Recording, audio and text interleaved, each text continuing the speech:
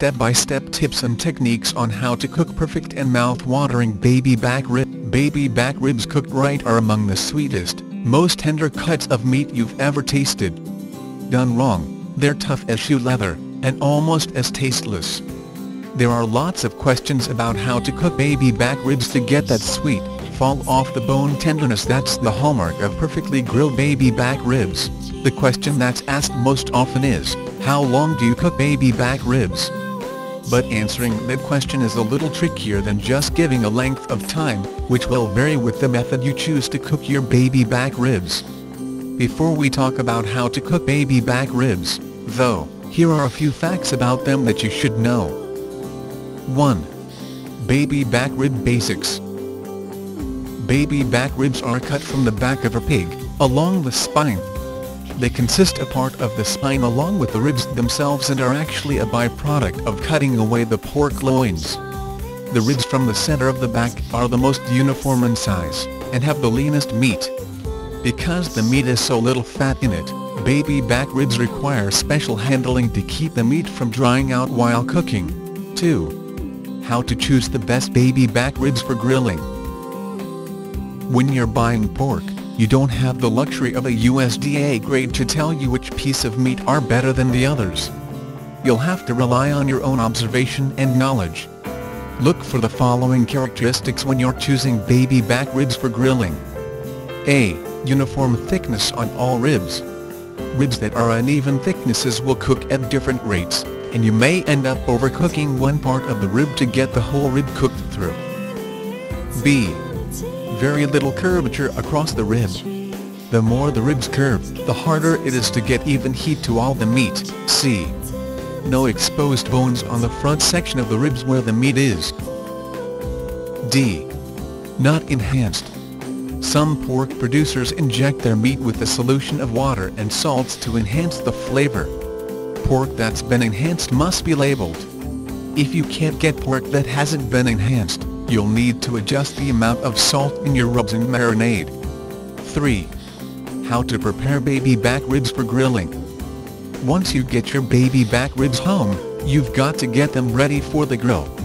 The very first step in preparing your baby back ribs for grilling is to remove the silver back. The silver back, also called the silver membrane or the silver skin, is a nearly transparent membrane that separates the ribs from the internal organs in a live pig. On your ribs, it separates your meat from all those mouth-watering flavors you're going to cook into it. Some butchers are way ahead of you on this game, so your ribs may already have the silver back removed. If you buy your ribs from a market that has full-service butchers, you can request that they remove it for you, which most will at no charge. They'll have a whole lot easier time of it than you will.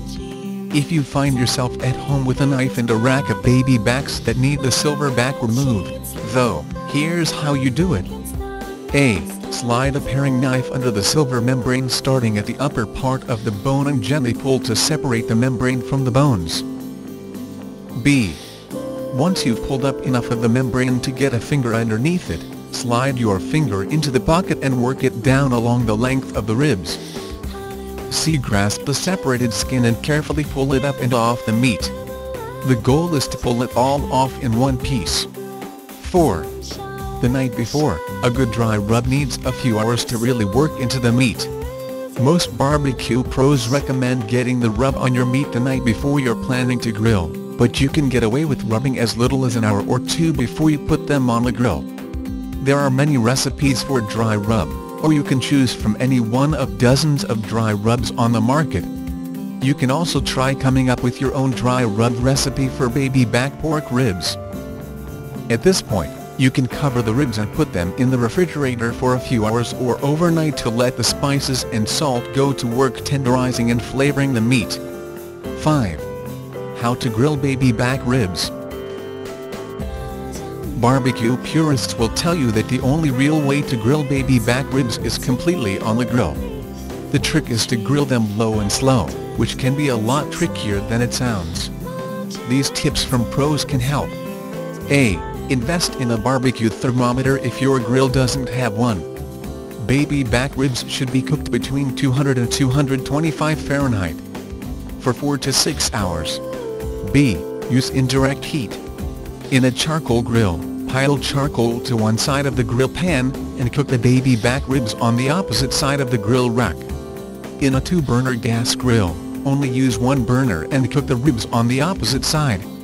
C. Place an aluminum pan of water in the bottom of the grill beneath your ribs. The steam will keep the air and your meat moist. D. Cook with the grill cover closed and keep the checking to a minimum. Every time you open the grill, you're letting out the heat. E. Ribs are almost ready to eat when the meat has pulled back about an inch from the end of the bone. Remove the baby backs from the grill and let them rest for about 10 minutes, then apply barbecue sauce to the top and bottom of the ribs. Return them to the grill and let them cook about 5 minutes on each side to caramelize the sauce. Pull them off the grill. Let them sit another 5 minutes or so before cutting. That's it. If you follow these instructions, your barbecued baby back ribs will be the talk of the entire neighborhood.